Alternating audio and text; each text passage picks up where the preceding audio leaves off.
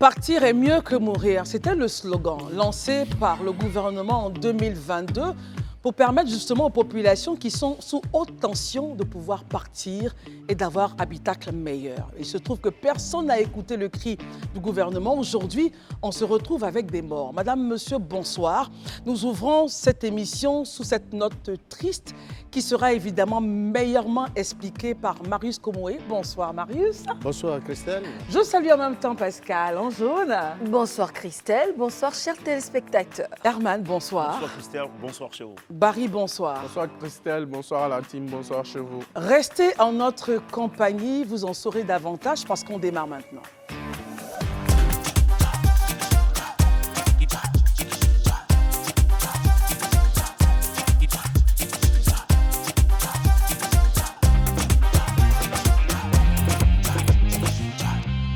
Dans la nuit du mardi à mercredi dernier, un incendie s'est déclaré à Petit Bassam. Qu'est-ce qui s'est passé, Marius Komoé? Mais ce qui est sûr, nous avons des morts de 16 ans, 2 ans. On pouvait les éviter. Marius Komoé, rapidement, retour sur les faits. Vraiment triste ce qui s'est passé à Port-Bouët, vraiment déplorable ce qui s'est passé. Depuis des années, la direction générale de la CIE n'a eu de cesse d'interpeller justement les acteurs du monde de décision en Côte d'Ivoire au fin donc de déguerpir les populations installées sous ces emprises des couloirs électriques et la haute tension plus précisément que vous voyez à l'écran. Malheureusement, des gens sont installés pour faire de la mécanique, d'autres ont élu domicile en ces lieux.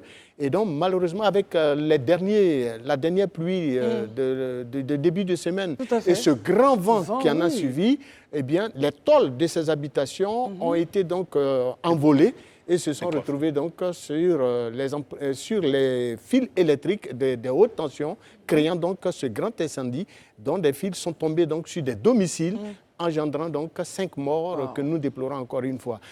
Et pourtant, comme je le disais à l'entame de mes propos, la CIE, qui est la compagnie ivoirienne d'électricité, n'a eu de cesse d'interpeller les autorités.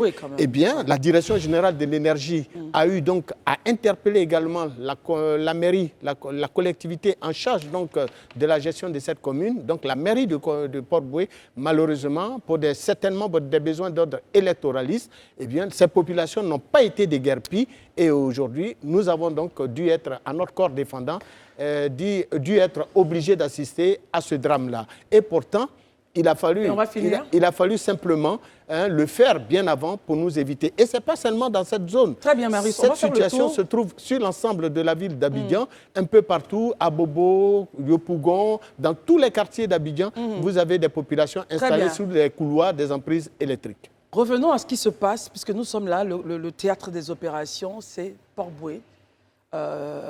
Petit Bassam, voilà un quartier de Port-Bouët. La mairie et la CIE, évidemment, se sont rencontrés, travaillent à ce que les populations puissent partir. Herman, essayons d'observer un peu le rôle des différents acteurs qui rentrent en ligne de compte. Nous sommes sur une zone à haute tension, donc inhabitable de façon naturelle. Comment est-ce qu'on se retrouve à avoir des personnes, des habitacles là-bas, des garages, au vu et au su de tous? Réaction, Herman. Quand certains d'entre nous, comme nous, avions salué, je veux dire, le pragmatisme du ministre-gouverneur du district d'Abidjan, c'est justement pour ces questions-là. Vous voyez que les populations, malgré les dangers qui sont bien présents, ne se gênent même pas à s'installer. Parce que les couloirs électriques qui sont prévus, aujourd'hui, vous voyez même, c'est même pas seulement dans ces quartiers, dans ces communes-là, il y en a même à Cocody, vous voyez dans les zones comme Imbadon et autres, des gens sont dans leur maison UP, juste à côté de leurs habitations. Il y a des hautes tensions. Il y en a même qui ont essayé de trouver des formules pour réaménager, pour les lotir. Et puis, c'est un danger, c'est véritablement un danger. Moi, je pense que devant ces genres d'images-là, il ne faudrait pas regarder seulement la misère, la pauvreté ou bien les pleurs des populations. Il faut le faire du bien, malgré le fait que ces populations se plaignent. Aujourd'hui, on aurait pu éviter les 5 morts. Depuis 2022, et la mairie, et la CIE, et la Direction générale de l'énergie interpellent, essaient de sensibiliser ces populations-là. Mais si on était venu les déguerpir sans peut-être le faire. Aujourd'hui, il a fallu qu'il y ait eu le drame pour qu'on puisse avoir le courage d'aller Pour que la déguerpir. mairie, finalement, S'il décide vous de plaît, la je vous en déguerpir. prie, je vous en prie. Merci beaucoup, Herman, pour votre point. Permettons à Barry. Barry, on se retrouve sur une zone à haute tension, donc qui n'est pas habitable. Comment est-ce qu'on se retrouve à avoir des quartiers qui se développent sur une telle zone? Moi, je pense que cela s'explique par le fait de la représentation de l'espace social auprès des populations. D'un point de vue sociologique, c'est ce qui peut expliquer. Les gens, quand il y a l'espace, eux, ils s'en foutent. Ils ne cherchent pas à savoir. Donc, un espace vide doit être occupé. Ils occupent l'espace. Donc, ce qui veut dire que cette question-là doit être réglée sur le point pédagogique. Et aujourd'hui, quand on regarde la politique du ministre-gouverneur du district d'Abidjan, je pense que ces sites-là doivent être prioritaires dans le déguerpissement. Parce qu'on a vu, les saisons des pluies arrivent. Oui. On a eu le petit extrait avant-hier avec un vent violent. On ne sait pas ce que la météo nous réserve pour les saisons des pluies. Donc, il faut s'activer dès maintenant. Mais aussi, il y a un problème.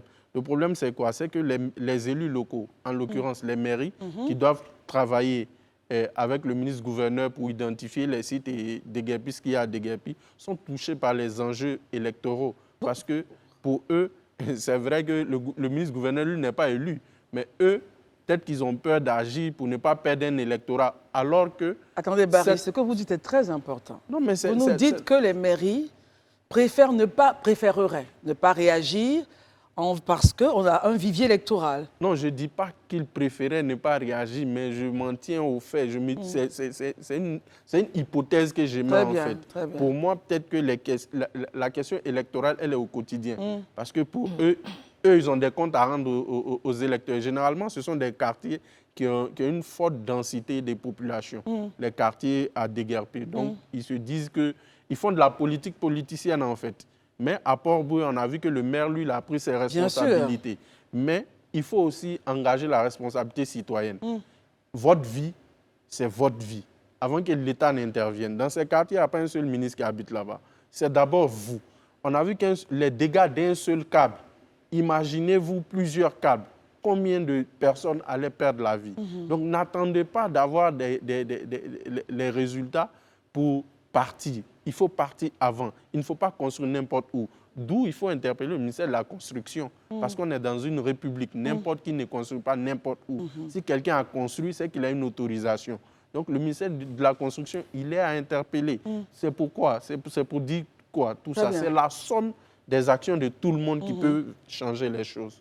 Pascal, comment est-ce que vous appréciez cette situation assez triste qui s'est passée? La ministre Belmondo est arrivée, a apporté évidemment le soutien de l'État de Côte d'Ivoire. Aurait-on pu éviter cette situation-là, Pascal? Moi, je voudrais d'abord m'incliner avec mes autres camarades devant la mémoire des disparus. Surtout qu'on a un tout petit enfant de 2 ans. Wow. On a des gens qui ont tout perdu aussi. Mais revenir aussi sur ce que Barry a dit sur la pédagogie. Ça fait combien d'années que tous les Abidjanais, au moins, sinon tous les Ivoiriens, ont eu à constater, à vivre et à être informés des campagnes pour déguerpir les lieux à risque? Parce que ça rentre dans le grand cadre des lieux à risque. Il y a les zones sous tension, il y a les zones qui sont sur les passages de pluie, il y a les zones non constructibles mais qui sont construites. Malheureusement, en Afrique, nos villes s'entendent entre anarchie et développement. Ce n'est pas la première fois qu'on voit dans un quartier qui est censé avoir été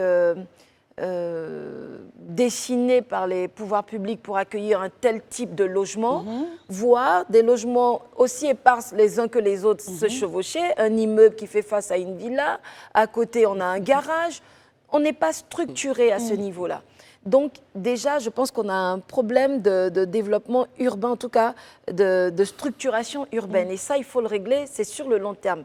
Mais tout de suite là, sur cette question, ce que vous nous dites, Marius, c'est que nous tous, on a vécu ce grand vent sur Abidjan, qu'une tôle s'est détachée et que cette tôle est allée sectionner un câble parce que le vent est fort. Des tôles sont allées sectionner ces câbles-là. C'est des câbles qui sont lourds, qui sont chargés en électricité. Exactement. Plusieurs mégawatts. Ça fait des dégâts énormes. Il y a eu plusieurs maisons qui ont pris feu. Exactement. Et des gens se sont retrouvés emprisonnés. Donc, c'est de dire que le déguerpissement, et on est dans la dualité de l'actualité, le cœur qui vous dit il faut les comprendre, Et la raison qui vous dit il faut les déguerpir. Bien entendu. Que font les pouvoirs publics devraient pouvoir peut-être dégager des budgets pour avoir des logements temporaires avant d'en arriver aux logements sociaux, ce qui est en train d'être fait aujourd'hui avec le cas des déguerpis de GESCO. Mais au-delà, il faut reconnaître qu'Abidjan est engorgé en termes de pollution, d'embouteillage et de gestion de la salubrité et de ces questions-là. Et surtout d'installation anarchique. Herman Aboua, lorsque vous parliez dans vos propos préliminaires, vous avez dit, et je comprends, et j'accepte le pragmatisme du ministre-gouverneur Bakongo. Vous pensez que on pourrait donc qualifier ces actions de courageuses. Dans cette zone-là, le courage a-t-il manqué pour les déguerpir avant? Moi, je pense bien, quelque peu, puisque lorsque depuis 2022, et les structures concertées vont rencontrer les populations pour leur dire... De partir, on va vous déguerpir sans le faire. Aujourd'hui, c'est comme on a comment on appelle, je ne sais pas si c'est parce que Marius l'a dit, c'est comme si les maires d'Abidjan ont leur liste des zones à risque avec les populations, mais attendent que quelqu'un vienne faire le sale boulot. Oui, mais le maire a sensibilisé pour qu'il parte. Oui, mais quand tu finis de sensibiliser, le problème il est là, tu ne le résous pas. Jusqu'à ce que le problème soit, un drame survient pour qu'on puisse réagir. Mais ça aurait été peut-être, si c'est Bakongo, il a fait à Koumassi, si c'était lui qui était à Port-Boué, quand il sensibilisait, il allait partir le dire un matin, ils allaient trouver leurs débris, leurs abris, tout cela, il allait finir avec. De temps en temps, il faut, je ne dis pas qu'il le fait... il faut laisser force à la loi. Souvent, il faut pouvoir agir ainsi. Parce que les populations, on est souvent nous-mêmes regardés à la maison. Souvent, tu as envie de faire du bien à ton enfant, mais il traîne sur toi, il joue. Mais lorsque tu prends la décision, lui-même après, il est content. Aujourd'hui, on regarde, hein, deux mois, enfin, Vous parlez du site de GESCO? Le site de GESCO, autour du 5e pont. Allez-y voir. Aujourd'hui, même les populations de Boribana, c'est ici, là, on était. Les gens ne se retrouvent pas. Il faut embellir. Abidjan a besoin de refléter une certaine image. Et ça, moi, je pense qu'on ne doit pas le freiner parce qu'on a des contraintes. Je dis, c'est la responsabilité aussi du gouvernement de prospecter les villes qui sont aux alentours, à Beauville, à Lépée, à Djopé et autres, là, pour pouvoir désengorger Abidjan, pour que ceux qui doivent rester à Abidjan restent et puis ceux qui doivent partir. Barry, comment justement faire réagir, pousser les politiques à prendre les décisions qu'il faut? Quand on regarde un peu ce qui se passe. Dans son intervention, Marius a cité d'autres sites. Hein. Il n'y a pas que Port-Boué. Il y a d'autres quartiers à Abidjan qui ont des hautes tensions, qui sont habités par des populations. Quel est votre point de vue là-dessus? Non, moi, je pense que les politiques doivent agir. L'action a déjà commencé parce qu'il y a un nouveau plan directeur du district ou de la ville d'Abidjan. Oui. Donc, je pense qu'ils ont pris conscience. Mais on se rappelle que certains maires, dans l'action toujours un peu pour rester collés à l'actualité, ont désavoué. Non, mais on se rappelle bien, le ministre-gouverneur. C'est pourquoi tout à l'heure, je parlais des questions électorales. En fait, à la réalité, ces maires-là, certains sont allés s'adosser à l'initiative du gouvernement après. Quand les gens ont été déguerpis, ils ont fait de la récupération. Dédommagés. Non, ceux qui ont été déguerpis ont été dédommagés. On a vu des maires ici faire de la récupération. Pourtant, ces mêmes maires-là menaçaient en griffe le ministre-gouverneur, le désavouait. Pourtant, ce que le ministre-gouverneur fait, c'est en commun accord avec l'action publique. Il ne se lève pas comme ça pour aller casser. Les sites sont identifiés. Quand vous prenez le jardin public au plateau, allez-y voir comment c'est aéré. Mais on a vu que là aussi, il y a eu polémique. C'est pourquoi je vous dis que les maires sont avant tout des acteurs politiques. À la réalité, ils font de la politique politicienne. Sinon, les sites là, nous tous, on les voit à Abidjan ici, partout, parce que vous le savez. Et on sait que c'est dangereux. Donc, il faut agir. Il ne faut pas attendre qu'il y ait un drame pareil pour Marius Komo, il dit qu'il faut agir. Non, vous qui êtes à la décision, vous qui portez la voix des consommateurs, comment est-ce que vous pensez faire bouger les lignes pour que la puissance publique puisse agir et faire notre bonheur, souvent malgré, malgré nous, en fait. Non, en tant que défenseur des droits et protecteurs des intérêts des consommateurs, nous ne souhaitons pas voir des usagers, des consommateurs être installés de façon anarchique sous des emprises électriques, dans des couloirs électriques de haute tension. Ils s'installent au vu aussi. Oui, mais malheureusement, au vu aussi, comme vous l'avez dit, des collectivités territoriales. Et cela n'aime même pas ses premiers responsables qui devraient en principe prendre les décisions. Je l'ai dit pour le cas de Port-Boué. Et dans toutes les communes, ça a été le même scénario. Il va falloir donc attendre qu'il y ait drame pour agir. Or, nous pouvons, justement, c'est là encore intervient les responsabilités de l'État. L'État a l'obligation de faire souvent le bonheur des populations contre leur gré. Et dans cette affaire, c'est le district. Et dans le cas d'espèce, c'est le district et les collectivités. Bon, c'est le lieu donc pour nous de saluer par exemple la promptitude du ministre de l'Énergie et de ses services, ainsi que de la direction générale de la CIE, parce que la négligence de certaines responsables en charge de ces populations ont fait que tout Abidjan Sud, dans les quartiers de Makori, Trècheville, Port-Boué, jusqu'à Bassam et Benoît, ont été plongés dans le noir. Tenez-vous bien, pour nous qui habitons dans ces zones, nous avons été rationnés en électricité pendant 6 heures. On vous interrompt la fourniture d'électricité dans les ménages pendant 6 heures de temps et on reprend d'autres pendant 6 heures et on vous ramène l'électricité. Donc, il y a des gens qui dormaient toute une nuit entière sans électricité. Dans la chaleur. Et ça, ce n'était pas du tout agréable en ces temps de chaleur et de forte chaleur dans le pays et surtout dans le district autonome d'Abidjan. Pascal, quelle est votre grille de lecture sur une décision probable? La voici. Est-ce qu'il ne faudrait pas décider un bon matin de dire aujourd'hui, tous les sites qui sont donc sur les couloirs à haute tension sont déguerpis. Par exemple, d'ici tel jeudi, par exemple, on déguerpit, ça suffit, on protégera les vies humaines. Réaction? Ce sont des êtres humains. La question humaine ne peut pas être traitée avec de tels ultimatums. J'aurais aimé qu'on dise, très bien, jeudi, plus personne sous les hautes tensions, dans les zones à risque, etc. Ça aurait été l'idéal, mais on ne peut pas. 2022, Pascal, mais on ne peut pas. Le gouvernement sensibilise. Vous pensez bien que quand un État comme celui de la Côte d'Ivoire, qui a les moyens d'agir ou de faire agir les collectivités, ne le fait pas, c'est parce que derrière, ce sont des êtres humains. Et quand on agit sur la vie des gens, les enfants, les femmes et ces hommes, c'est difficile. Au début, ce sont des baraquements. Vous avez vu qu'il y en a qui ont fait des maisons en dur. Donc, c'est un quartier, c'est une petite ville qui naît là. Il y a, je n'indexe personne, il y a des petits salons de coiffure, des commerces. Si vous cherchez bien, vous allez voir que la mairie prend peut-être des taxes. Mais Pascal, observons. Je dis peut-être parce que... Essayons d'observer. On n'est même pas sur des terrains qui sont peut-être discutables à un titre foncier ou pas. Ici, nous sommes sur des... On voit bien l'image. On ne donne pas de titre foncier là-bas. Il n'y a pas de titre foncier, ils ne doivent pas être là. Mais on vous parle aussi, pas seulement de pauvreté économique, on vous parle aussi de pauvreté intellectuelle. Les gens arrivent à berner ces personnes-là, quelqu'un construit et vient leur dire « je mets cette maison en location ». Pensez bien qu'ils n'ont pas le temps ni les moyens, pas toujours, d'aller vérifier que... Peut-être, ils se disent c'est de l'électricité. Je veux pas parler à leur place, mais vous savez, parfois les gens sont dans des difficultés telles on devrait comprendre qu'ils habitent là-bas, c'est ça. Mais depuis les crises successives, Abidjan s'est engorgé. Il faut une vraie politique de redistribution des populations dans les zones de répartition des populations dans d'autres zones. Et moi, je vous arrête là et je regarde Barry qui dit non, il faut carrément aller directement à son...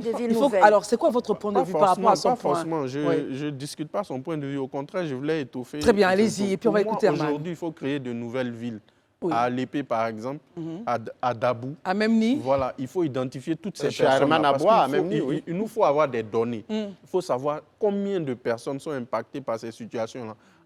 Ensuite, ça vous permet d'identifier des sites et le nombre d'hectares que vous devez réserver pour ces populations. Au-delà de ce qui s'est passé pour GESCO, il faut élargir pour tous ces cas. Il faut créer de nouvelles villes. Il ne faut même pas attendre de les déguerpir. Il faut déjà les identifier, zone par zone, cartographier les zones. Je pense que ça, c'est déjà fait en ce qui concerne la cartographie. Et puis, identifier les sites. Par exemple, ceux qui sont du côté de Cocody, par exemple, on peut les relocaliser vers Anyama, vers Alépé et autres. Quand on dit tout ceci, il faut prendre en compte aussi la mobilité humaine, le travail. Il y a des routes. Aujourd'hui, à Songo, allez-y, c'est une ville qui est en train de naître. À Dabou, aujourd'hui, vous pouvez quitter Dabou. Bien sûr. Dabou, Abidjan, je pense que c'est plus moins cher que Yopougon Plateau, Yopougon Trècheville même, d'ailleurs. Bassam, je n'en parle pas. Aujourd'hui, il y a beaucoup de personnes qui habitent Bassam grâce à l'autoroute. Oui. Ils arrivent là. À Sini, c'est pareil. Donc, là, en ce qui concerne la mobilité, le gouvernement fait son rôle. Il y a des investissements. Maintenant, il faut penser à revoir l'urbanisation même d'Abidjan. Herman, et ensuite Marius. Herman, comment est-ce que vous appréciez le point de Pascal qui semble être, oui, bon, écoutez, ce sont des populations, il y a quand même le niveau de vie, la pauvreté, elles sont bernées par des gens qui construisent quelque chose. Ça peut se comprendre. Il y a des marchands de sommeil. Mais il faudrait que Pascal soit sûr que ces mêmes personnes pour qui on a ces inquiétudes, enfin, on pense, on est préoccupé, ces mêmes personnes-là, quand on va leur donner monts et merveilles, dans 2 semaines ou bien dans 2 ans, vous allez revenir, vous allez les retrouver là. Tant que vous ne venez pas les tirer, ces populations vont rester là. Il y a eu plusieurs cas. Vous savez, depuis 2022, les gens sont pour parler à ces discussions. D'abord, les gens savent bien que c'est pas sur... ces personnes n'en ont pas construit sur des terrains, des zones viables, aménagées. Donc, ce n'est même pas autorisé. C'est même, ils n'ont aucun titre foncier. Mais on vient discuter quand même avec eux pendant des années. Les gens ne sont pas prêts à partir. Exemple, écoutez. Et ça, c'est justement parce qu'il y aura des gens qui sont sentimentalistes comme Pascal, qui vont venir dire que pourquoi Herman, on fait pour ça. étayer votre Le sentimental, il est humain. S'il vous plaît, Oui, s'il vous plaît, écoutez un peu, apprécions quelque chose. Il ne faut pas être sentimentaliste Herman, au point d'apprécier, de laisser... Herman, écoutez-moi. À la Riviera 2, par exemple, vous avez, si vous voyez bien le site de la Riviera 2, il y a une gare de Woro-Woro. Enfin, pour Woro-Woro, pour Côte d'Ivoire, c'est les taxis communaux, avec sous haute tension. Et les populations sont là, les rangs se font, c'est la gare. Et cette gare-là, elle paie forcément, ils payent des taxes. Donc il y a une question. C'est la responsabilité de qui? À qui revient la responsabilité de mettre fin à cela? À cette, parlons de cette gare, soyons factuels, de la gare selon de vous, Pascal, Woro-Woro. à qui revient cette responsabilité?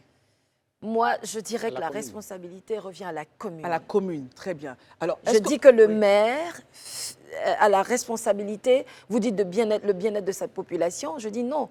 Le bien-être de sa population passe par sa sécurité, son cadre de vie. par son cadre de vie. Et ce cadre de vie-là, eh bien, le premier responsable de ce cadre de vie, c'est le maire. Après, oui, il y a le district, il y a le gouvernement. Mais là, c'est le maire. Là, je pense que c'est le maire. Pour répondre vraiment à cette question. Et la CIE, a forcément demandé aux responsables de la commune, attention, c'est un endroit à haute tension, mais tous les jours, les populations sont là. Ce sont des installations post-érection de ces pylônes. Tu as vu ces hautes tensions-là au niveau de la Riviera 2. Mais les hautes tensions, c'est vraiment des couloirs. Mais il faut suivre le circuit, le trajet de ces hautes tensions. Ça traverse même des maisons UP, au niveau d'Imbadon, d'Mpoutou et autres là pour traverser. Moi, je suis allé une fois voir quelqu'un à Imbadon. Votre mère est par où? À Imbadon, j'ai carrément... Il est voisin à une haute tension. Sa maison est bien UP, mais il est voisin à une haute tension. C'est-à-dire que les gens se sont attribués, ils ont réussi à avoir faire des lotissements à côté mais il a construit, bien sûr, il a construit devant il a tous. foncé pour ça. Donc, il veut dire qu'il y a la notion de responsabilité partagée. Très bien, Marius. À tous les niveaux, et en tant que société civile, nous compatissons véritablement aux peines, aux angoisses, aux souffrances de ces populations. Mais est-ce qu'une fois, en tant que société civile aussi, Marius, vous avez interpellé le pouvoir public? Mais bien entendu. Nos consommateurs sont dans nous des conditions avons toujours été, nous sommes de tout temps et en tout lieu partisans justement du déguerpissement des personnes et autres. Du déguerpissement responsable. Responsable et non, comme nous l'avons récemment constaté. Est-ce que vous entendez bien ce que Pascal dit? Très clairement. Parce que Pascal est vraiment dans oui, autant je l'ai entendu, autant l'ensemble des téléspectateurs et des téléspectatrices nous ont bien perçu le déguerpissement responsable des populations. Et non pas venir les soulever, les jeter sous des ponts et sur des routes et les laisser à l'abandon de la pluie et du soleil. C'est pas ce qu'on dit. Et donc, pour nous, il est question que l'État prenne ses responsabilités et déguerpisse toutes les populations de façon responsable. On ne va pas le répéter éternellement. Et donc, je le dis encore une fois, parce que au final, la CIE n'a de cesse. Et encore une fois, je le répète parce que nous avons eu énormément de séances de travail dans ce sens et nous avons régulièrement attiré l'attention des pouvoirs publics sur la nécessité d'agir au plus vite. Parce que Il faut rester en vie pour avoir de l'espoir. Il faut rester en vie pour avoir de l'espérance. Mais dès lors que nous perdons la vie en nous installant sous des emprises, électriques, des couloirs électriques de haute tension, eh bien, il n'y a plus d'espoir pour nous. Demain, une fois nous aurons perdu notre vie, il faut rester en vie pour avoir de l'espoir. On vous a bien compris. Barry? Non, moi, je veux dire que tout est une question de volonté politique. Si la volonté politique est là, on peut réaliser la politique publique qu'on désire. La volonté politique, vous la sentez? Parce que vous la sentez, la volonté politique? L'exemple le plus précis... Barry, répondez d'abord à la question. Est-ce que vous la sentez? Pour certains, pour d'autres, non. Pour certains, au niveau des mairies, moi, je ne sens pas de volonté politique d'agir. À part, excepté peut-être le maire de Port-Bouët qui a pris son bâton de pèlerin. Non, il a eu la main forcée d'ailleurs. Les autres, je n'ai pas vu. Attendez, permettez. Vous dites que le maire de Port-Bouët aurait eu la main forcée. Oui, mais ça fait des années qu'on interpelle la mairie de Port-Bouët de déguerpir justement ces populations. Des courriers leur ont été adressés, des séances de travail ont été réalisées. Malheureusement, la mairie n'a jamais bougé. Il a fallu donc ce drame, 5 morts, et tout Abidjan Sud dans le noir pour que la mairie prenne ses responsabilités enfin et à la suite de différentes réunions et de concertations avec ces populations, ce que la mairie aurait pu faire pour nous éviter ce drame. Donc je disais que l'exemple le plus palpable c'est Koumassi. Et qui était maire de Koumassi? C'est le ministre Bakongo à l'époque. La grande gare de Koumassi. Moi, j'ai eu une petite expérience. À l'époque, il y avait des bagarres de machettes là-bas une fois. C'est vrai que ce n'est pas de l'électricité, mais c'était dangereux. Et je vous assure que je ne sais pas comment j'ai pu quitter là-bas. Parce que des machettes que j'ai vues ce jour-là, je n'ai jamais vu ça de ma vie. Mais aujourd'hui, quand vous arrivez au Grand Carrefour de Koumassi, vous voyez l'impact de la volonté politique, non? Il y a une nouvelle gare à Koumassi. Ça, c'est la volonté politique du maire à l'époque et du préfet d'Abidjan, Vincent Aubry à l'époque, qui avait pris leurs responsabilités. Donc, si eux, ils ont pu faire ça à Koumassi, les autres maires peuvent le faire. C'est une question de volonté. Donc, ici, vous voulez, enfin, on comprend bien dans vos propos que, selon vous, dans cette affaire, pour aider les populations à être en vie, il n'y a que le ministre-gouverneur, Cissé Bakongo, qui peut régler la question. Non, il n'est pas le seul. C'est pourquoi je parle de volonté politique. Il faut de la volonté auprès de tous les acteurs. Mais c'est lui qui est le ministre-gouverneur qui a autorité. Oui, il fait son rôle. Il joue déjà son rôle. Maintenant, les mairies, à Port-Bouët, à Yopougon, à Bobo et dans toutes les autres communes, cette réalité que vous avez vue à Port-Bouët, là, elle est représentée dans toutes les communes d'Abidjan. Vous pouvez aller sous les conduites, comment dirais-je, comment je vais appeler ça, les passages électriques. Ouais. Il y a des constructions, il y a des à Yopougon même au sable, jusqu'à Port-Bouët 2. Il y a des cars qui sont là-bas, qui chargent au vu au sud de tout le monde. Personne ne vient. À Koumassi Campement, chez le ministre-gouverneur lui-même, vous avez toute une zone, toutes des habitations installées sous des couloirs, des emprises de couloirs électriques de haute tension, jusqu'à la zone industrielle de Koumassi.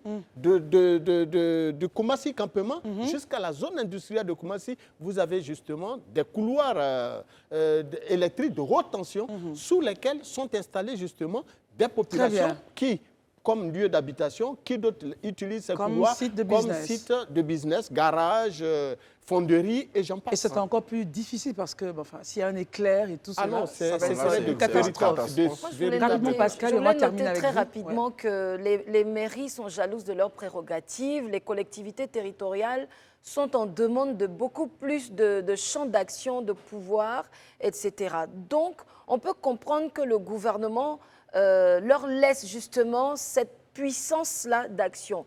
Ça commence toujours par un qui s'installe, puis un autre, puis un autre, et ça puis devient un autre. quartier. Et malheureusement, c'est souvent avec la complicité ou en tout cas l'accompagnement de certaines collectivités. Ce que je dis aujourd'hui, c'est qu'il faut vraiment que les collectivités, les communes prennent en main cette question et agissent pour le bien des populations. Et j'aimerais saluer l'action du gouvernement parce que Mme Belmondo Dogo, la ministre, qui seront toujours pour porter assistance, ça fait un peu, ça fait chaud au cœur, mais vraiment ce qu'on aimerait, c'est qu'elle n'ait plus à le faire dans ce genre de situation. Très bien, merci. Elle a fait un tour à GESCO? Herman, elle y était pour la remise des chèques. Je pense que les ministères concernés après GESCO pour venir en aide aux populations, y compris celui de dans ce cadre-là, bien sûr. Se sont mis ensemble. Dans le cadre, évidemment, de la remise des chèques, elle y était, Agesco, elle a même fait un discours. Mais si vous vous attendiez à Nel au milieu des bombes lacrymogènes, vous n'alliez pas la voir. Alors, messieurs, on a fini avec ce sujet, mais on ne peut pas finir, évidemment, de parler de sécurité, du bien-être de nos populations. On va juste ouvrir avec notre petit sujet, mais très important. On va recevoir M. Lezou, c'est ça, Lezou Boboué Stéphane Kevin. Il est artiste peintre, il est engagé pour l'écologie et l'environnement. Et vous savez bien que l'écologie et l'environnement sont des thématiques hautement importantes. Si nous voulons vivre et bien vivre dans un bon cadre, nous devons pourquoi porter ces sujets-là. Et j'aime bien le chapeau, voilà. On parle d'écologie, on parle de replanting, on parlera également avec lui de musée de l'environnement et du respect de la biodiversité. Monsieur Lezou Boboué Stéphane Kevin, bonsoir. Bonsoir, madame. Merci d'être là. Je vous en prie. J'aurais aimé avoir votre chapeau, mais je sais que vous n'avez pas deux copies, ce n'est pas bien grave. Alors, pourquoi est-ce que vous êtes engagé, vous, dans l'écologie, dans l'environnement, via l'art et via tout ce qu'on peut faire justement pour retravailler la beauté écologique de notre pays? Je vous remercie plaisir. Pour cette lucarne. Je veux dire que ça s'est imposé à moi. L'environnement s'est imposé à moi. Ironie du sort, je suis né le 5 juin, qui est la journée mondiale de l'environnement. Oui. Alors ça me colle à la peau et ça m'empêche d'exercer mon métier. Je vous en prie. Parce que vous êtes né le 5 juin, qui est la date de la journée mondiale de l'environnement. Vous êtes porté par la cause, justement. Les arbres de nuit. C'est cela? Parce que mon courant artistique, si je peux m'exprimer ainsi, c'est ce que, aux Beaux-Arts, quand j'étais au Centre technique des arts appliqués, on m'encourageait. Mon courant artistique est le mayangonisme, qui résulte je peux dire de l'existant, de l'inexistant. C'est que je travaille qu'avec les ordures. On m'a même surnommé le vendeur d'ordures. Alors, j'ai fini par découvrir que j'avais des œuvres que je ne vendais pas, qui étaient destinées à sensibiliser sur la préservation de l'environnement. C'est ça. J'ai des œuvres qui sont faites à partir de déchets non biodégradables. Okay. Il y en a spécialement pour parler de l'industrie pharmaceutique, l'industrie médicale, de tout ce que nous utilisons. Et c'est suivi de recherche avec les élèves. Par exemple, quand je prends une brosse à dents, nous sommes 30 millions d'habitants. Si nous utilisons 25 millions de brosses à dents chaque 3 mois, et dans l'année, ça fait 4 brosses à dents chacun. Donc, 4 fois 25 millions de brosses à dents. Vous voyez un tas de détritus. Qu'est-ce qu'il faut en faire? Qu'est-ce qu'on peut faire de tout ça? Je vais un peu plus loin. Les rasoirs, les stylos à billes qu'on utilise, qu'est-ce qu'on peut faire après? Il y a tellement. On vient de finir la Pâques, on a fait beaucoup de cadeaux. Il y a eu beaucoup d'emballages plastiques. Ce n'est plus l'emballage traditionnel et tout ça. Et tout ça mis ensemble, on agresse la terre. On agresse la terre. Très bien. On agresse la terre. On va écouter maintenant Herman, qui a forcément une question sur cette agression de la terre et les solutions justement à cette panacée. Oui, on est à l'ère de changement climatique et ses effets néfastes avec les émissions de gaz à effet de serre qui, vous savez, aujourd'hui, on ne maîtrise pas toutes les saisons. Il y a des saisons, plein de saisons de pluie, on se croirait souvent en saison sèche. Pour dire que toutes les initiatives qui concourent à faire en sorte que la protection de l'environnement soit au cœur des débats. Je pense qu'il faut encourager. Donc, quand les artistes, tout le monde, il y a une certaine synergie, je pense qu'on va y arriver. Parce qu'aujourd'hui, c'est quoi? Comme il a dit, c'est nos habitudes, les habitudes anthropiques et les populations, c'est ce qui agresse le plus cet environnement-là. Or, l'environnement, c'est le cas dans lequel on vit. Donc, moi, je pense que c'est à saluer. La question que je voulais quand même lui poser sur la question, c'est en quoi est-ce que, à travers ces tableaux, il parle de mayangonisme, tout ça, c'est basé sur quoi, en réalité, le mayangonisme? Et qui est le père concepteur de ce... C'est ça, le mayangonisme. Le mayangonisme. Oui. Puisque mon nom d'artiste, c'est le père Mayango. Mayango. Et mon nom de combat pour la lutte contre la déforestation, c'est le général Bois-Vivant Noir-Bromort. Bois vivant, non aux arbres morts. Et vous voyez, c'est mon chapeau de guerre, au sens propre du thème. Parce que j'ai initié ces rubans verts-là pour amener tout un chacun à avoir un regard compatissant à l'endroit de l'environnement. Parce que au vu du ruban vert, ça suscite une certaine curiosité. Et quand on l'arbore, ça veut dire qu'on a adhéré à la chose. Et voilà pourquoi, en prélude au ruban vert, je suis venu avec des rubans verts que je vous demande de vous partager. Voilà, parce que tout le mois de juin, prenez un ruban vert pour montrer que vous êtes... on va plus faire de la propagande parce que cette année, ça sera rien que de la sensibilisation et de l'adhésion.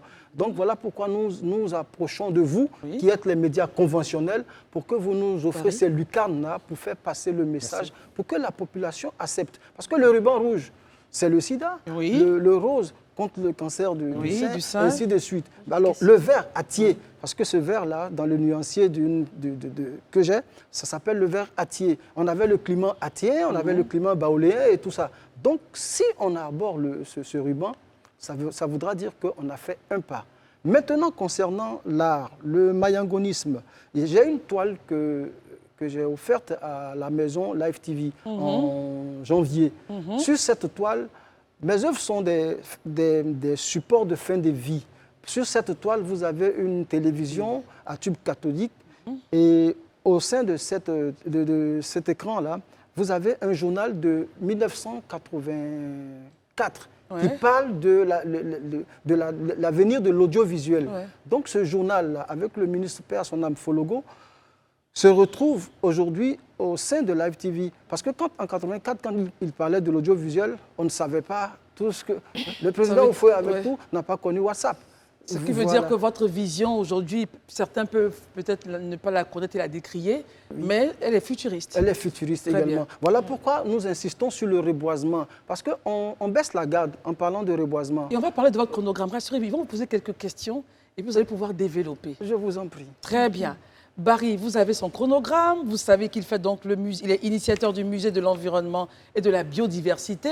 Allez-y. Alors, sous votre initiative, vous avez parlé tout à l'heure, j'ai bien écouté, de reboisement.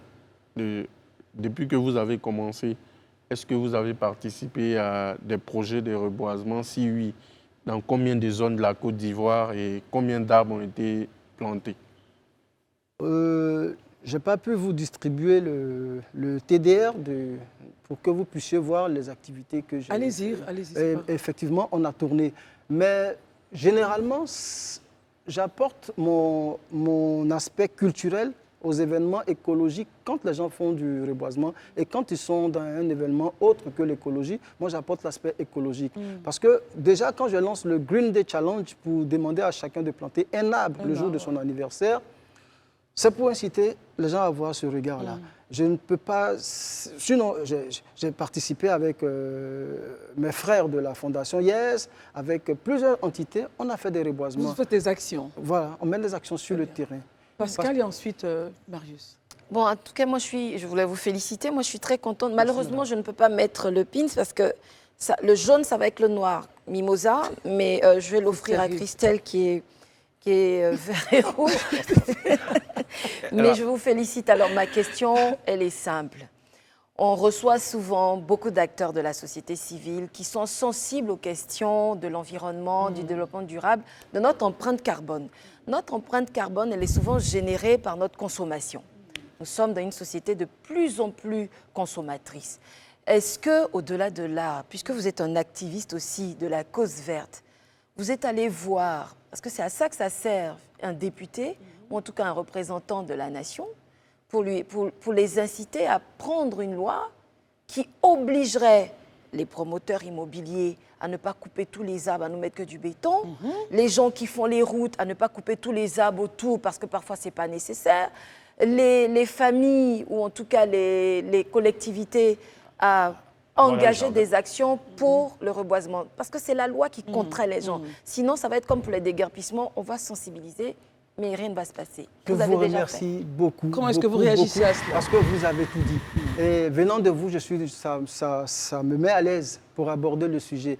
Mais il faut que vous sachiez, l'environnement, c'est un sujet qui est très délicat. Parce que, je le dis toujours, de peur d'irriter le courroux des grands décideurs, il faudrait qu'on aille toujours du dos de la cuillère. Parce que nos démocraties sont encore en étape embryonnaire. Nous ne sommes pas comme les autres nations pour mener les actions à la Green Tea, à la José Bové et tout ça. C'est des questions simples. Oui. En 2019, aux journées portes ouvertes des institutions de la République, à l'Hôtel Ivoire, j'ai approché, lors d'un panel, j'ai soumis une requête. Ce panel était animé par Mme Agnès Crédit. Et j'ai soumis la requête au représentant du roi et chef coutumier. Il s'agissait de la répartition des terres. Je lui ai dit non, non, comme vous êtes amis et que chez vous, c'est bien ordonné, est-ce qu'on ne peut pas dupliquer ça sur toute la Côte d'Ivoire? Parce que nos terres partent en lambeaux. Il m'a dit que les gens étaient libres et tout. Et l'année surpassée, aux institutions, à la 2e édition, dans la même salle, je suis revenu, et Dieu merci, le président de la Chambre des rois et chefs coutumiers était là, et un représentant du médiateur était là. Et je dis, ben voilà, dans cette même salle, à l'ouverture de la COP, le président de la République a dit que nos terres étaient en train de finir. Et j'avais évoqué ça en 2019. Et maintenant, comme vous êtes là, je pense qu'il y a trop de liberté. Cette liberté qu'on nous a donnée nous mène droit dans le décor. Je souhaiterais que vous, autorités, vous amenez nos parlementaires à légiférer et trouver juste un mémorandum sur une période de 10 ans pour laisser la terre se régénérer. Comment ils ont réagi? Ils m'ont dit de faire signer des pétitions. Mais quand je suis allé régulièrement à la médiature, entre nous, on me dit, écoute, ça ne va pas aboutir. Ça va Quand pas vous êtes parti où ça? Chez le médiateur. J'aimerais bien voir la vie de Marius. Bon, dans les coulisses, entre nous, je ne peux pas... nous sommes en train de travailler, parce que je vous dis, c'est très délicat. Non, pour bien comprendre, vous dites que vous êtes parti à la médiature et dans les coulisses de la médiature, c'est ça? Oui, dans nos échanges. On vous a dit non, c'est pas la peine de faire cette action, c'est ça? Oui, non, c'est pas pour me décourager, mais c'est pour me dire, écoute, on sait, nous tous, on a besoin des terres, et ceux qui achètent les terres sont ceux qui doivent même prendre les décisions et tout ça. Très bien. Voilà. Alors, moi, je vais vous aider à donner rapidement votre chronogramme. Et je sais que votre présence sur le plateau va faire changer les choses. Ce n'était pas la voix officielle, mais vous dites dans les coulisses. Mais il faut retenir que le samedi 18, vous serez donc à Yamoussoukro. 18 mai. C'est ça, 18 mai, voilà, à Yamoussoukro pour la journée mondiale de la biodiversité. Et vous allez faire un planting de 2000 plants, right? 2000 plants sur une terre de 10 km. Très bien. C'est ce que la mairie a mis à notre disposition. À Boaké, ce sera le samedi 1er juin, à San Pedro le 8 juin, à Korogo le 15 juin et à Abidjan ici, même ce sera le 6 juillet. Effectivement. On a 2000 plants à partager entre les 13 communes d'Abidjan. Oui. En tout cas, nous vous remercions parce que notre couvert forestier était en train de périr. Pratiquement, on est à 80 et quelques, on a perdu 80 et quelques % de couverts forestiers.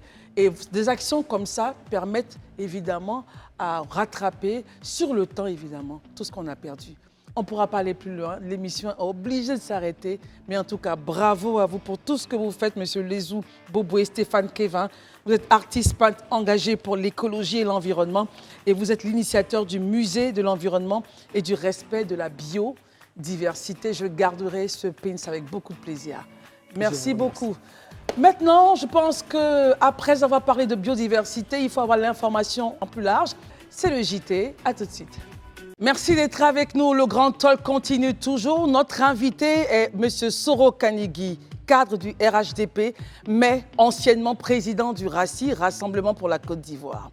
Il faut rappeler que le Rassemblement pour la Côte d'Ivoire existe depuis 2012, mais a été dissous par vos soins en 2021. Et après, a été reçu par le président de la République, c'était le 17 novembre 2020, pour lui apporter son soutien à la candidature, ce qui mettait fin évidemment à son idylle avec Soro Guillaume, qui était président d'honneur du mouvement. Aujourd'hui, vous êtes là pour observer un peu l'actualité. Le 29 et 30 mars, Soro Guillaume et le président de la République se sont parlé. Le tweet a été fait par Soro Guillaume. On nous a expliqué un peu le cadre. La preuve, vous avez le tweet ici. On a cru tous et toutes à un poisson d'avril, mais il commence par « c'est vrai, c'est vrai ». Lui et moi, nous nous sommes parlé, et puis la prochaine fois, ça sera en Côte d'Ivoire. Les presses nous rappellent que l'ambiance était agréable, c'était bien, cordial. Il aurait présenté ses regrets. Et puis aussi, le président de la République a dit « oui, je te pardonne ». Enfin bref, ce que nous disent les presses. Vous, Soro Kanigui, comment est-ce que vous appréciez cela? Est-ce que vous vous dites « oui, c'est vrai, il faut aller à la réconciliation » ou vous dites « non, ce n'est pas sérieux, c'est juste un coup de bluff. Il ne peut pas l'appeler, il ne peut pas être dans une position peut-être d'humilité. » Quel est votre point là-dessus, Soro Kanigui? Merci beaucoup. Je voudrais commencer par vous dire merci pour cette invitation. Nous avons tous, à travers les réseaux sociaux d'abord, constaté l'information. L'information. Déjà, je voudrais dire que je suis l'une des personnes les plus heureuses. Pourquoi? Par rapport à cette situation. Souvenez-vous qu'à ma sortie de prison, en 2020... Vous avez fait 9 mois en prison. Oui, 9 mois. J'ai été reçu par l'un de vos confrères. Et sur son plateau, j'avais invité le président Guillaume Soro à se rapprocher du président de la République, à appeler le président de la République et à venir pour un dialogue. Je l'avais dit. J'étais même allé plus loin pour dire que Guillaume Soro avait fait beaucoup pour la Côte d'Ivoire. Il avait fait beaucoup pour le combat qui a amené le président Alassane Ouattara au pouvoir. Et donc qu'il n'était pas normal que les deux personnalités se séparent de cette façon. J'avais conclu en disant que les grands leaders doivent être en mesure d'apprivoiser leurs propres frustrations s'ils veulent aller loin. Donc c'est avec beaucoup de bonheur que j'ai lu d'abord l'information dans la presse. Ensuite, c'est avec beaucoup de bonheur que j'ai lu la réaction du président Guillaume Soro. Alors, par contre, j'aurais aimé que ce soit le tweet de Guillaume Soro ou que ce soit le communiqué publié par Touré Moussa, qu'on sente clairement... Touré Moussa, donc son responsable de communication. Voilà, son responsable de communication, qu'on sente clairement dans leur communication qu'ils traitent le président Alassane Ouattara en tant que président de la République, chef de l'État. Qu'est-ce qui vous fait dire que dans la façon de faire, on manque de respect? Non, je ne dis pas forcément que c'est un manque de respect. Ce n'est pas ce que je veux dire. C'est par rapport au débat qui a prévalu en 2020. Parce que souvenez-vous, depuis 2020, le GPS a dit qu'il ne reconnaissait pas le président Ouattara comme président de la République. GPS, pour des peuples solidaires, voilà, oui. Surtout avec l'épisode de CNT. Alors, maintenant que les deux personnalités se parlent, quand Guillaume Soro fait son tweet, il dit « lui et moi ». Lui et moi, nous nous sommes parlé. Ça vous gêne? Ça me gêne un peu, d'abord tenant compte de l'âge qui sépare les deux personnes. Ensuite, nulle part dans le tweet, il ne s'adresse au président comme si il parlait au chef de l'État. Quand vous reprenez, parce que j'ai regardé, j'ai pensé que comme c'est un tweet, c'est ce qui est... On a le tweet à l'antenne. C'est pour ça qu'il le fait de cette forme. Oui. Mais quand vous prenez le communiqué de Touré Moussa, il parle de Guillaume qui s'est adressé au président. Il ne dit pas le président de la République. Il ne dit pas le chef de l'État, il dit au président Ouattara. Mais moi, quand vous me demandez, quand moi je parle de Guillaume, je dis le président Guillaume Soro. Pourquoi? Parce que Guillaume Soro a été président de l'Assemblée nationale de Côte d'Ivoire. Donc, quel que soit ce qui a pu nous diviser, si je veux parler de Guillaume Soro, je dois dire le président Guillaume Soro. Par respect pour le statut qu'il a. Très bien. Bon, moi, j'aurais aimé que, même si le tweet, parce que c'est un tweet, ne fait pas allusion au statut du chef de l'État, mais son service de communication qui vient confirmer le tweet devait parler du président de la République, mais il dit le président Ouattara. Donc, il crée... Encore, on va dire... Il crée le flou, l'ambiguïté autour du statut du chef de l'État. Parce que cette situation aurait dû nous permettre de savoir si le GPS changeait de position ou pas. Changeait de position, s'il reconnaissait maintenant le président Ouattara comme étant le chef de l'État. Très bien. Conformément au débat qui a eu lieu et à la posture que GPS a eue depuis 2000. Permettez donc qu'on puisse... Oui, allez-y. Ceci dit, je considère que c'est un pas. C'est un pas. Le fait déjà de reconnaître qu'il prend le téléphone à 2 reprises sous son initiative, ça il faut le saluer, pour appeler le chef de l'État. Moi qui ai été son collaborateur, vraiment, je ne peux que l'encourager dans ce sens. J'estime que les réserves que je viens de mettre vont pouvoir être corrigées avec la reprise de la communication entre les deux personnalités. Très bien. On constate donc que pour vous, c'est bon qu'il est appelé, mais le contenu et la façon de le faire pourraient démontrer qu'il y a toujours un manque de respect vis-à-vis de la personnalité du chef de l'État. Herman Aboua. Monsieur Kanigui Soro, on vous a vu très bouillant dans votre soutien au Premier ministre Guillaume Soro. Et puis, on se souvient aussi des épisodes de Korogo avec le jeune Soro Cognon, quand il a été tué.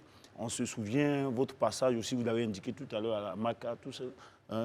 Comment, après toute cette sorte d'activisme, on pourrait le dire ainsi, très actif, on réussit à coopérer avec ces bourreaux d'hier? Je dis bourreaux parce qu'aujourd'hui, vous êtes quand même cadre du RHDP. Or, toutes les agressions que vous avez subies, c'est par là que ça vient. Et qu'est-ce qui vous a vraiment déplu dans la démarche de Guillaume Soro qui puisse aujourd'hui justifier que vous lui ayez tourné ce dos-là? D'accord. Bon, votre question a plusieurs volets. D'abord, je voudrais dire que je me reprends. Un bon leader doit être en mesure d'apprivoiser ses propres frustrations. Quand on se bat pour un peuple, quand on se bat pour une population, il faut être en mesure, à un moment donné, de dépasser, de dépasser certains états d'âme. Certaines considérations, vous voulez dire? C'est obligé, que tu sois chef d'État ou pas. Mais du moment où tu te bats pour la cause d'une population, ton avis personnel ne suffit plus. Il faut à un moment donné aller au-delà. D'ailleurs, même, c'est pour ça que souvent, les gens disent non, les hommes politiques sont ici, tantôt ils sont là. Non, là n'est pas le problème. Le problème, c'est qu'à un moment donné, il faut apprécier la situation et savoir que telle posture peut être importante pour les populations, pour le pays ou pas. Ça ne dépend plus que de toi seul. À partir de ce moment, en ce qui me concerne, ce n'est pas sous le régime Ouattara seulement que j'ai connu des travers. Je vous rappelle que j'ai été agressé à l'université en pleine salle de composition en 2001 à la sortie du Forum de réconciliation nationale. Donc, c'est la vie politique dans laquelle je me suis engagé qui impose qu'à des moments donnés, par rapport à mes prises de position, que je puisse accepter de subir un certain nombre de situations. Ça, on a bien compris. Maintenant, qu'est-ce qui vous a divisé avec Soro? Maintenant, c'est là que j'en viens. Maintenant, pourquoi est-ce que je quitte Soro? Mais ce que les gens doivent savoir, c'est que je ne me suis pas opposé à Soro à la sortie de la prison. À la réalité, si ceux qui sont au GPS vous le disent, c'est que certainement ils sont de mauvaise foi. Sinon, ceux qui étaient, peut-être que quand on est dans une maison, les gens de l'extérieur ne peuvent pas savoir ce qui se passe dans la maison, mais ceux qui sont dans la maison connaissent bien l'atmosphère de la maison. Cette atmosphère? Bien avant qu'on aille en prison, Guillaume Soro et moi, on avait beaucoup de divergences sur beaucoup de points. Lesquels? Le premier point, moi par exemple, vous allez remarquer que quand je crée le RACI, j'organise le RACI rapidement en parti politique. Guillaume ne voulait pas d'un parti politique, ça je vous le dis. Guillaume a toujours voulu un mouvement, il a toujours agi en fonction du contexte, parfois national ou international. À l'époque, il nous faisait allusion à la manière dont Macky Sall est arrivé au pouvoir ou donc Macron est arrivé au pouvoir.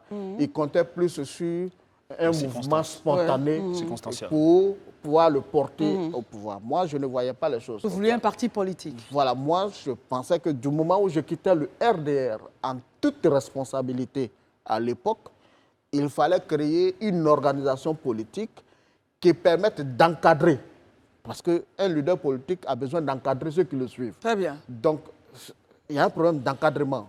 Donc, de ce point de vue, déjà, au niveau de l'organisation de la lutte, vous étiez on n'avait divergent. pas la même opinion. Y a-t-il d'autres raisons? Bien évidemment. La communication.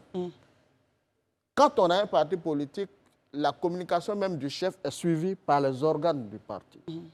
Et puis, n'importe qui ne prend pas la parole. C'est ce qu'on appelle...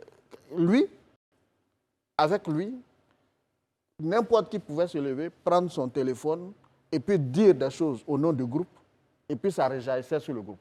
Déjà, ça, c'était un problème.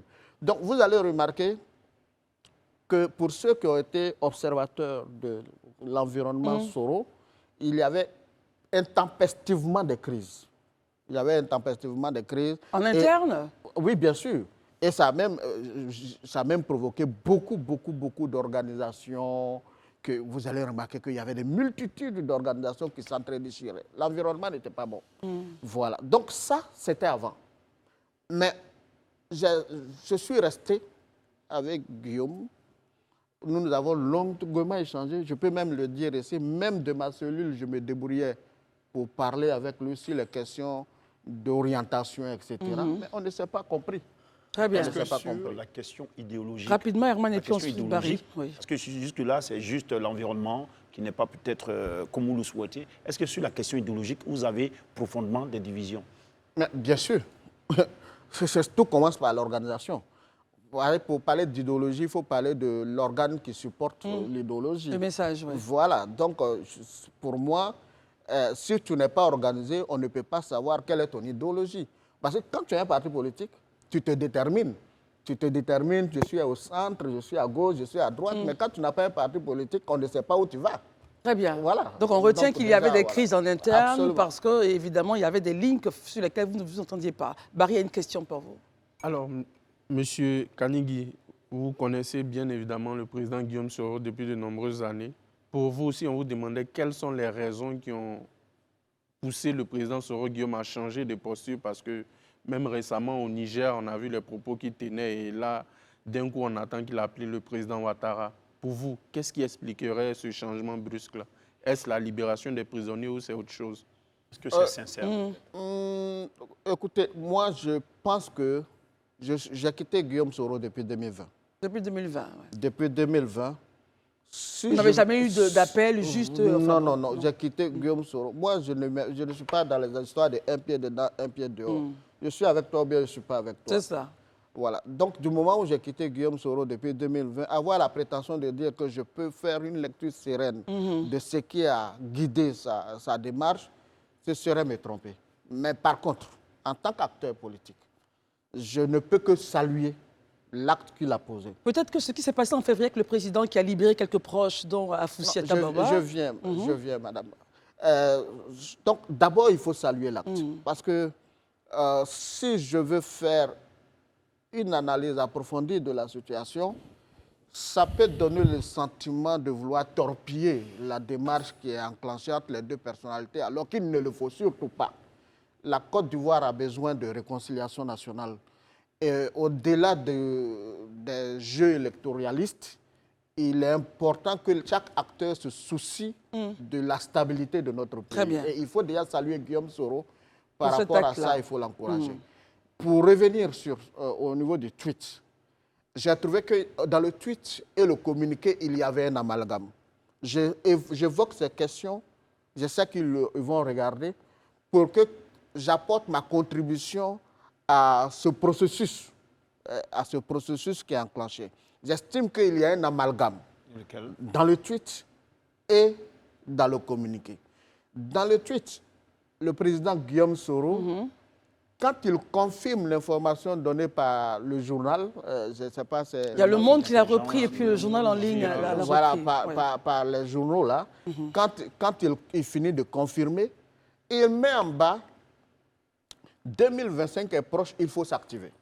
Ça sous-entend que la démarche est guidée par rapport à 2025, aux élections à venir. Aux élections à venir de 2025. Mais par contre, quand le service de communication fait son communiqué, il évoque le fait qu'il y avait le carême musulman-chrétien. Exactement. Et il évoque le fait que c'est dans un souci de réconciliation.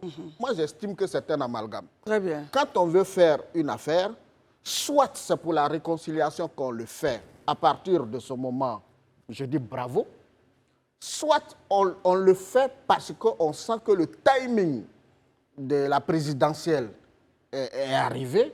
À partir de ce moment aussi, on l'affiche clairement que c'est le timing là. Mais si on prend les deux, ça peut donner le sentiment de ne pas maîtriser ce qu'on veut. Très bien. Ça, c'est un.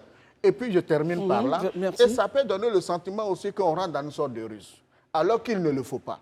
Ce qu'il faut, il faut d'abord que le président Guillaume Soro, l'ancien président de l'Assemblée, et le président de la République, chef de l'État, qui sont pratiquement, j'ai envie de dire, c'est un père et son fils, ils doivent pouvoir se parler pour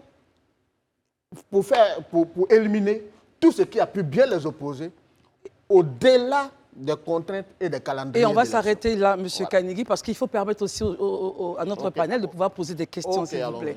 Alors, Marius Komowé, est-ce que vous vous retrouvez un peu dans ces propos? Il dit qu'il faut qu'ils se parlent. Ils se sont parlé, mais il estime qu'il y a amalgame entre le tweet et puis les propos tenus par Touré Moussa en charge de la communication. Oui, en effet, nous avons fait cette remarque nous-mêmes en tant que chroniqueur, observateur de la vie politique du pays. Et bien évidemment, un tweet d'un ancien président, fut-il de l'Assemblée générale ou même d'un ancien Premier ministre, à un chef d'État en exercice, à un président de la République, devrait quand même être assez plus édifiant, hein, surtout quand M. Soro Guillaume, vous voyez bien que j'ai dit M. Soro Guillaume s'adresse au président Alassane Dramane Ouattara. Il aurait pu lui dire, pas lui et moi, et ils ne sont pas des amis de classe, hein, pour parler plus simplement comme un citoyen lambda. Il s'adresse à quelqu'un qui est plus âgé que lui. Bon, parce que nous avons nos cultures, nos us et coutumes en Afrique et nous pensons qu'il aurait dû utiliser l'expression président de la République et non lui et moi. Comment est-ce que vous qualifiez ce lui et moi? Pour vous, c'est un manque de respect, un manque de considération? Peut-être c'est un manquement. Un manquement de l'autorité, pour ne pas dire de la fonction qu'occupe son interlocuteur, qui n'est autre que le président de la République, M. Ouattara. Et donc, cela dit, je voudrais donc revenir sur les raisons qui ont motivé donc ma prise de parole, en posant la question à notre invité pour savoir qu'est-ce qu'il en pense, qu'est-ce qu'il penserait naturellement d'une élection en 2025 sans M. Laurent Gbagbo et sans, par exemple, M. Soro Guillaume. Allez-y. Ok, merci beaucoup. Attends, je précise quelque chose. Oui. Je ne dis pas que le fait que le président Soro ait écrit « lui et moi », c'est un manque de respect. Je dis bien que si je viens sur ce plateau, si mes propos ne doivent pas aider à consolider leurs relations, mes propos ne doivent pas les diviser. Donc, ce n'est pas l'aspect, je ne veux pas dire que c'est un manque de respect. Ils peuvent avoir leur affinité. Mais du moment où c'est un tweet, il était bon qu'on sache si cette communication, ils ont eu déjà 2 communications, si ces 2 communications peuvent nous permettre de savoir que la posture de GPS, de ne pas reconnaître on l'avait compris, vous l'aviez déjà dit. L'institution. Voilà. On l'avait compris, rassurez-vous, on l'avait compris. En fait, c'est ça que je vais évoquer. Non, on l'avait compris. En disant lui et moi, et quand le communiqué dit le président Ouattara, ça ne permet pas à l'observateur de savoir si aujourd'hui on peut le dire avec certitude que le GPS reconnaît l'autorité. Très bien, on l'avait bien compris, M. Kanigui. Permettons à Pascal de poser une question. Maintenant, pour revenir à sa question, concernant sa question, il appartient, la Côte d'Ivoire est un pays organisé. Et ce n'est pas à moi, citoyen, d'apprécier qui doit être candidat, qui ne doit pas être candidat. Vous êtes un homme politique, vous avez un regard, vous avez un avis. Ce sont des citoyens ivoiriens. Le moment venu, s'ils veulent être candidats, ils pourront déposer leur candidature. Soyez rassurés, c'est pourquoi nous avons posé la question. Vous savez bien que la magnanimité du chef de l'État s'est étendue aux prisonniers politiques de la crise ivoirienne, y compris aux prisonniers militaires, et non des moindres. Ne pensez-vous pas que cette magnanimité du chef de l'État, sa largesse de cœur, devrait s'étendre à un président comme Laurent Gbagbo, qui a fait de M. Alassane Dramane Ouattara en 2000 un candidat exceptionnel sous l'instigation de M. Thabo Mbeki, alors médiateur de la crise ivoirienne pour le compte de l'Union africaine. Aujourd'hui, candidat élu président aux destinées de la Côte d'Ivoire, ne pensez-vous pas que M. Alassane Dramane Ouattara devrait rendre l'appareil à M. Laurent Gbagbo, qui lui également est aujourd'hui sur le coup d'une condamnation de la justice, l'empêchant même d'avoir le droit de vote, à plus forte raison d'être éligible. D'accord, très bien. Je pense qu'il faut faire confiance au chef de l'État. Il faut faire confiance au chef de l'État. En même temps, il faut faire confiance aux institutions de notre pays. Les faits pour lesquels le président Ouattara, à l'époque, avait été empêché de faire acte de candidature sont des faits totalement différents des faits pour lesquels le président Laurent Gbagbo. Donc pour vous, l'environnement est à apprécier. Je veux qu'on apprécie l'environnement et les faits qui ont poussé l'un ou l'autre à être dans cette situation. Ceci, c'est pour dire qu'on ne peut pas comparer enfin, c'est pas parce qu'en 2021 qu'il y a eu un forum de réconciliation qu'en 2025 qu'il faut avoir un forum de réconciliation nationale. On n'est pas dans le même contexte. Mais le président Ouattara a libéré tous les prisonniers. Il est dans son processus. Et je pense qu'il ne faut pas donner le sentiment qu'on lui force la main. Pas tous les prisonniers, il faut préciser. Bon, il y en a encore qui restent. S'il y en a, bon, on appréciera. Je ne sais pas pourquoi ils sont là-bas, mais les prisonniers que moi je connais, oui, ils ont été libérés. Très bien. Bon. Alors, permettons donc à Marie-Pascale, qu'est-ce que j'ai dit Marie-Pascale, à Pascal de vous poser une question. Il ne nous reste pas assez de temps, mais on a compris bien ce point-là. Allez-y, Pascal. Monsieur Kanigui, je voudrais savoir si aujourd'hui vous vous sentez bien au RHDP, si vous estimez que les écueils que vous avez franchis pour choisir le RHDP, l'affirmer, l'afficher, et la place qui vous y est réservée, vous sied aujourd'hui, notamment par rapport aux dernières élections où vous n'avez pas été adoubé comme candidat, ce que vous vouliez. C'est la première question. Je rectifie quelque chose, madame. J'ai été le candidat du RHDP à Sirasso. Je n'ai pas été élu, c'est différent. Vous n'avez pas été élu, très Sinon, bien. j'ai été le candidat du RHDP en 2021 aux législatives. J'ai été élu. J'ai été le candidat du RHDP aux élections municipales, je n'ai pas été élu. Aux dernières Donc, élections, ce n'est pas du fait du RHDP. Aux dernières élections, vous n'avez pas été adoubé par les populations. Par les populations. Je n'ai pas été élu aux élections municipales. Est-ce que Kanigui Mamadou Soro se sent à l'aise au RHDP? Vous devez le sentir sur moi-même. Je suis pratiquement en phase et en harmonie avec moi-même. Et c'est déjà important. Parce que quand tu es dans un environnement, tout à l'heure quand on commençait, j'ai décrit l'environnement. Quand on est dans un environnement dans lequel on ne se sent pas à l'aise, vraiment, on n'est pas heureux. Moi, je suis à l'aise et je suis bien content d'être au RHDP. Et je ne suis pas venu au RHDP le jour où j'ai organisé le congrès de dissolution du RHDP.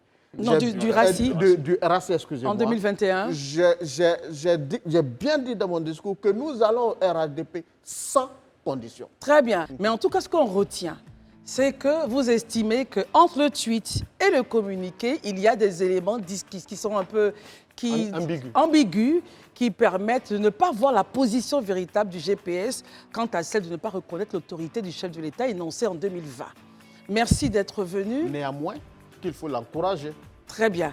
Merci beaucoup, à encourager. Et nous vous encourageons donc à rester sur Live TV. Les programmes continuent, l'émission est terminée. Merci Herman, Barry, Marius, Pascal. On se retrouvera lundi. Bon week-end à vous et les programmes continuent sur Live TV. Bonsoir.